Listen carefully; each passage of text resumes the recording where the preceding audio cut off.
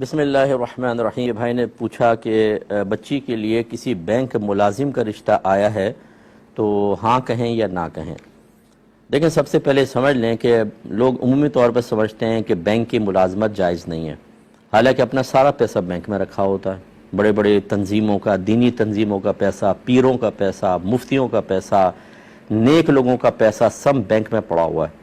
اب اگر بینک کی جاب حرام اور ناجائز، مطلقاً حرام اور ناجائز ہے، اور بینک کا نظام بالکل غلط ہے، تو آپ کا اربوں روپیہ تو یہی سودی نظام چلا رہا ہے. آپ کے تقوی میں کوئی فرق نہیں پڑ رہا، اور وہ سارے کے سارے فاسق و فاجر بھرے پڑے.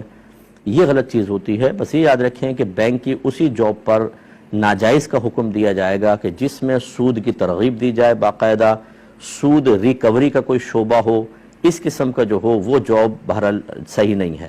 اور اس میں بھی اگر دو تین چیزیں شامل ہیں کہ بھئی سود کی ترغیب بھی دینی ہے، یہ سارے کام جائز ہیں، ایک ناجائز، تب بھی اس جاب کو مکمل طور پہ ناجائز نہیں کہہ سکتے، بلکہ یہ کہا جائے گا کہ اس جاب کا اتنا حصہ تو صحیح ہے، اتنا ناجائز. گویا کہ جو سیلری آ رہی ہے اس کا کچھ حصہ غلط ہے اور باقی طیب حلال ہو سکتا ہے.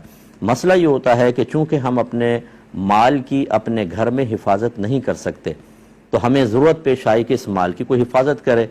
اور جب ضرورت پیش آتی ہے، یعنی ضرورت اس حالت کا نام ہوتا ہے کہ جو اس بات کا تقاضا کرتی ہے کہ کوئی کام کرو یا کسی کام سے رکو، کیونکہ اگر تم نہیں کرو گے یا نہیں رکو گے تو جان، مال، عزت، آبرو، دین یا نسب تمہارا خطرے میں پڑ جائے گا یا فوت ہو جائے گا.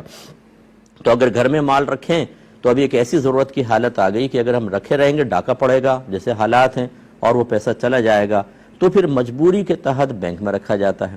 اب بینک والوں کی تو کوئی مجبوری نہیں ہوتی، مجبوری میری ہے.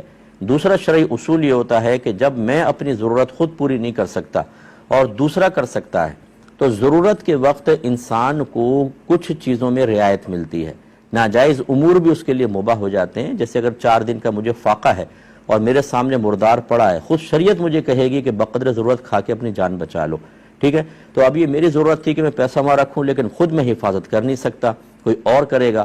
تو پھر یاد رکھیں کہ جب دوسرا کوئی اس کی ضرورت پوری کر سکتا ہے تو اس کی ضرورت اس کی ضرورت کہلائے گی، اور جیسے اس شخص کو رعایت ملتی ہے اسے بھی رعایت ملے گی.